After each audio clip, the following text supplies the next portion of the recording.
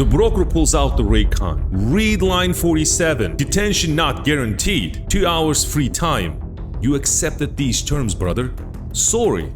The most expensive thing in trucking isn't fuel, and it's not insurance. It's not knowing what you don't know. The story of a Mike that potentially could save your trucking business. Mike's an owner-operator out of Atlanta. 2 years in, he saved up, bought himself a clean used Peterbilt, hooked up a flatbed trailer behind it, and went out and get his own authority. He's not rich, but he's working towards. He's got a truck note of $5,000 a month. Insurance runs about $2,000 a month. Trailer payment another $700. So every single morning, before the truck even runs a wheel, Mike owns $257. Mike's got a dispatcher. His name is Jason. Jason's been dispatching independently for about 2 years now. Well, he's a young man. He's hungry. He's hustling. He means well. And Jason genuinely wants Mike to succeed. The reason why Jason wants Mike to succeed is because if Mike makes money, Jason makes money. Thursday afternoon, Jason's scanning the board, meaning load board. He sees it. Charlotte to Houston, Flatbed load, 1,100 miles, $5,225. Looks great. He runs the math, obviously in his head. 5,225 divided by 1,100 miles, that's $4.75 a mile. Jason almost falls out of his chair. $4.75 a mile. He excited, he picks up the phone. Mike, I got a load. This is a killer load, man. $4.75 a mile, brother. Almost $5 a mile. You got a Deadhead a little to Charlotte, but who cares at this rate, man? Pick up on Monday, deliver Wednesday. That's it. Sounds like a good deal. Sounds like a plan. But wait, and Mike says what any owner-operator would say.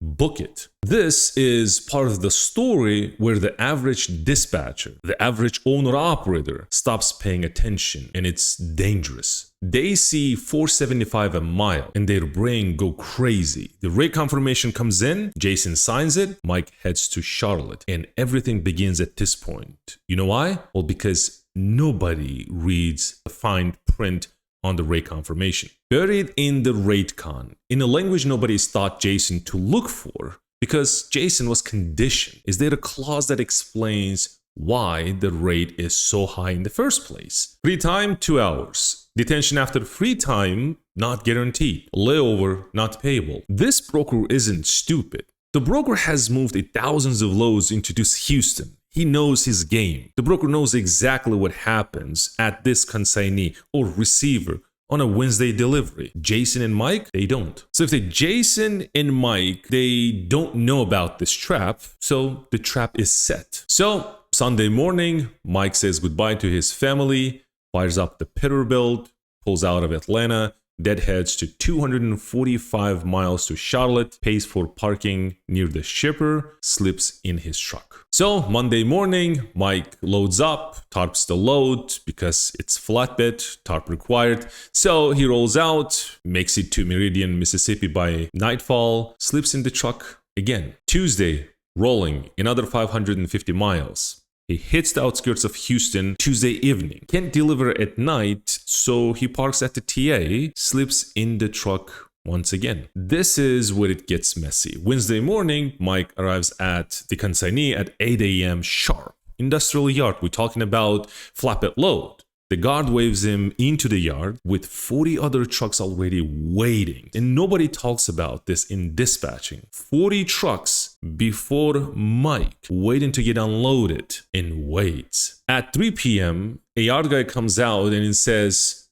"We're not gonna get you unloaded today, man. Come back in the morning tomorrow." This is where the drivers get angry. Mike calls Jason. Obviously, Jason calls the broker. "Hey man, my driver has been sitting for 7 hours and we need detention." Well, guess what? Here's where it gets really messy. The broker pulls out the Raycon. Read line 47.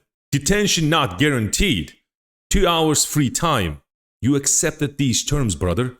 Sorry. Well, Mike sleeps another night in the truck in Consignees' yard. No shower, no real food, just waiting, stressed, not knowing what will happen tomorrow. Thursday morning, 11 a.m., they finally unloaded him. Mike pulls out of the gate, exhausted, stressed, and obviously he's really angry at Jason. Now it's Thursday afternoon in Houston. And here's where the real cost shows up. The cost you don't see until you lived it. Houston on a Thursday afternoon. For a flatbed looking for a reload, there's nothing. The Monday picks up already covered by the trucks that got in Tuesday. So the Friday picks up haven't posted yet. And Mike's sitting on a 450 gallons of a Pride and a truck that's earning $0. And Jason calling every broker he knows. I got a flatbed in Houston, ready now. Well, this is very typical by dispatchers who don't plan in advance.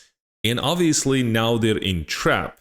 They want to do everything possible so they can find a reload for an angry driver like Mike. Nobody is bidding on Thursday PM for Friday delivery. It's not gonna happen. The few lows that exist on the load board are lowball. $1.40 a mile back to Southeast, it's not gonna happen. So Jason tells Mike to hold out for something better, obviously, because they don't have any other option. Friday comes, same story. The weekend is coming, flatbed freights barely post over the weekend, and that's dangerous. Mike checks into Motel 6, well, because he's been sleeping in the truck since Sunday, right? And he's breaking down. Saturday, Mike washes the truck, well, because filthy from the industrial yard, right? It's dirty out there. So he does the laundry, he eats at the Cracker Barrel, he's burning through the money that he doesn't have. Sunday, still sitting. Now Mike's getting into his head. He misses kids, and obviously it's been out for several days now. He's watching Netflix and then wondering in a room why he got into trucking in the first place.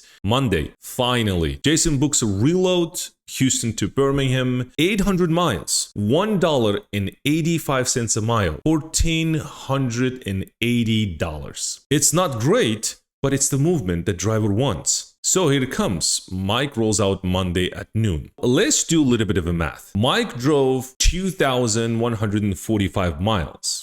Over 9 days, deadheaded 245, moved 1,900 loaded, and he went home $428 in the hole on a 475 a mile load. You want to know what Mike earned per day on this trip? The truck paid to work. Mike worked 9 days for a $448 loss. And this is the part that's gonna make you really angry. The broker knew this. The broker priced the weekend sit into the rate without you realizing it. The broker was gambling that Jason wouldn't catch it. Mike would eat the sit time. Nobody would do the math across the full 9 days. That's the tricky part. So the broker bet on Jason being an average dispatcher. And because of that, broker won this game. Here's nobody teaches in dispatching. Pay attention. Not on YouTube, not in the Facebook groups, not in the fly-by-night, become a dispatcher in 30 days courses. Rate per mile is a liar's metric. It's what brokers want you to look at because it's the number that they can inflate to hide everything else. But the number that actually matters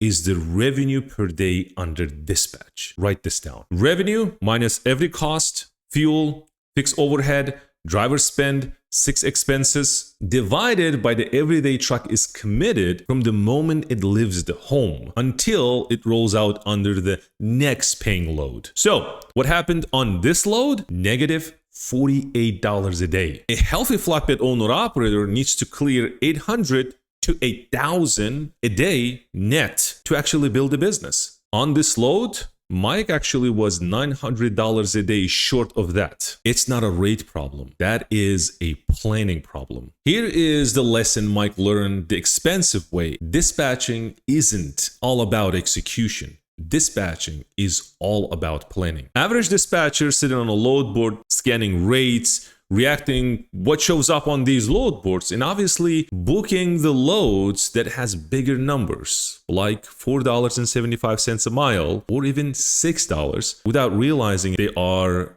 in the trap? Well, data-driven dispatchers plan first, and we will talk about later about being a data-driven dispatcher. They know outbound, inbound market. At every delivery city their driver could land in. They know which consignees have reputations for sitting trucks. Well, they need this because they want to avoid problems. But they do really well. They read every line of the rate con before they negotiate with the broker. They calculate the net revenue per day, which is very important, before they accept the load, not after. They know that a 475 load into Houston is a 280 load into a healthy market. They know that a 320 load with guaranteed unload and strong backhaul is worth more than a 475 with the weekend trap. The most expensive thing in trucking isn't fuel, and it's not insurance. It's not knowing what you don't know. Jason didn't mean to lose Mike's money. Jason was impulsive like any other dispatcher.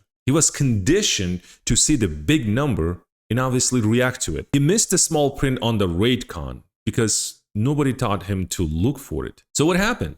Mike trusted Jason, and Mike paid for Jason's education. And this is a typical owner-operator plus average dispatcher, and that's what happens. Plan first, execute second. Or the broker will plan for you, and you will execute their plan and call it yours. That's, my friend, the cost of a dispatching without a plan. The moral of a story, don't be a Jason. If you like this video, watch this video and learn more about brokers. I'll see you in the next video.